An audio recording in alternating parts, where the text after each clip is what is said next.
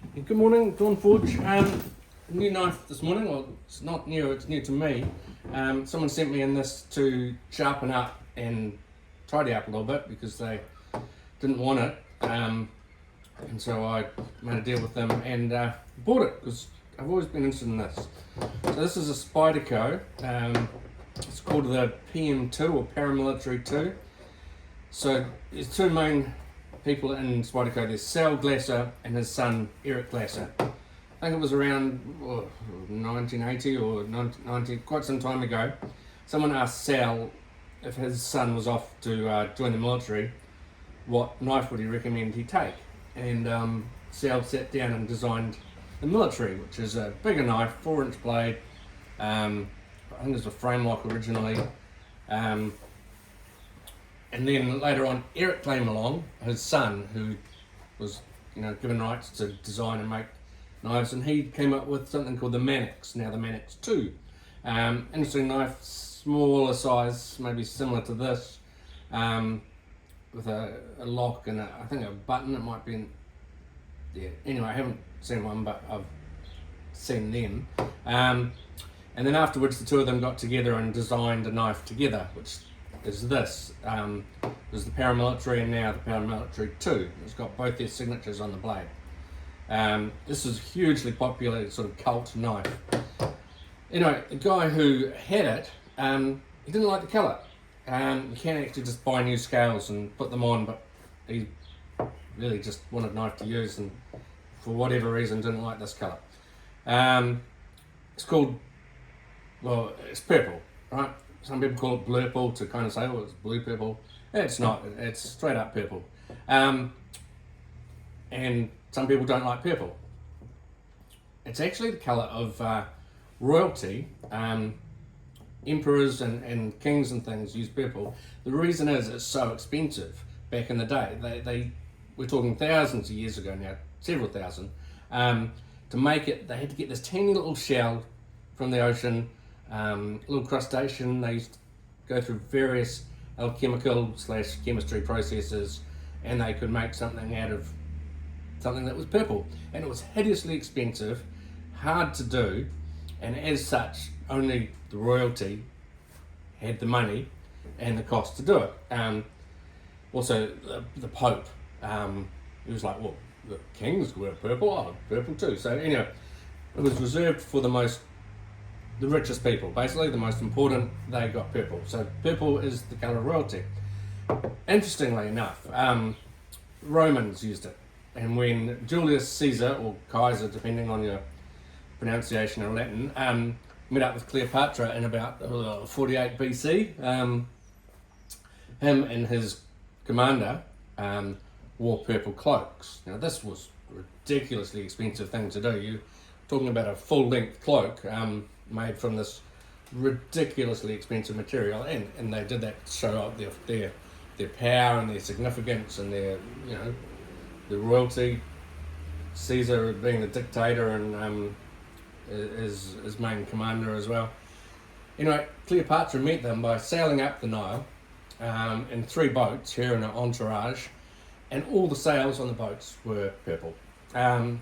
So that literally took the wind out of the Kaisers, and they had to negotiate in good faith rather than showing how rich they were, because they were shown to be paupers compared to Cleopatra's wealth. So yeah. Anyway, so what have we got here? This is a little wee knife. I think it's about a 3.5-inch blade. It's not that teeny, but it's good size. It's got a pocket clip.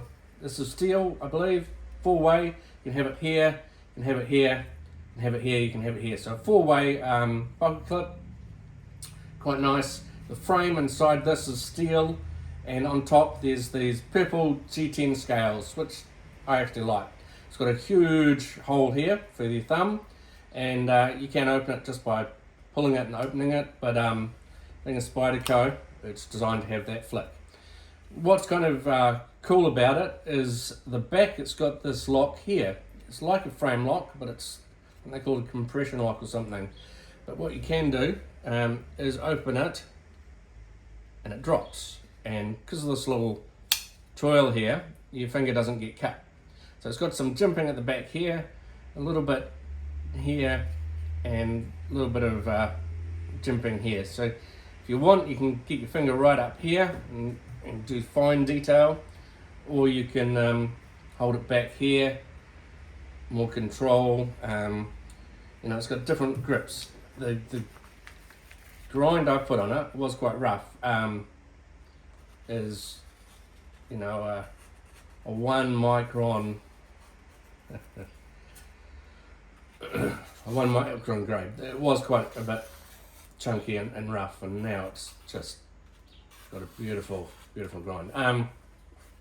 The blade, interestingly, on this one is something called CPM110V, which is interesting steel designed for plastic injection molding.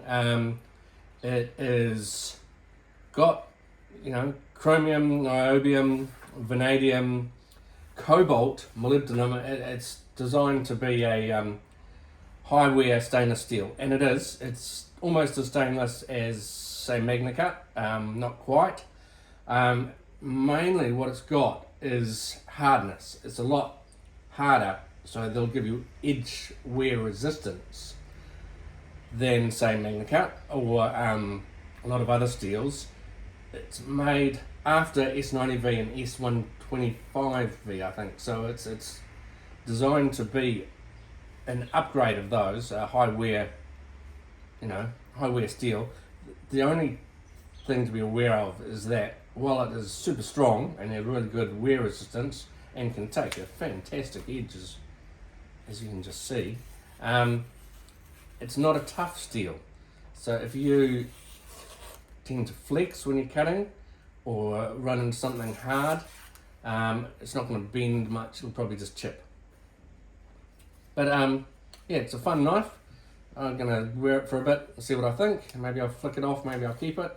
It's a nice little package. It's not too heavy. It's quite fun to open. I think you can probably do it from the back as well, although I haven't quite got the hang of that. Got to say, I like this lock and the fact that you can open up the blade, use it, close it all one-handed without having to cross over. The only thing with other knives is that if they're a frame lock, you then have to push the frame open, and then you've got this thumb in the way of the blade as it closes. Whereas this one, well, your finger might be in the way. You could probably do it without that. You could just do it without. Your thumb isn't in the way, and that finger stops on the little coil you got there, so the blade doesn't run into it. And then, of course, if you wanted, you could open it that way, or however you wanted. I think yeah, you can even open it that way and then flick it. So yeah, fun knife, very flickable, very fun to use. I like the colour.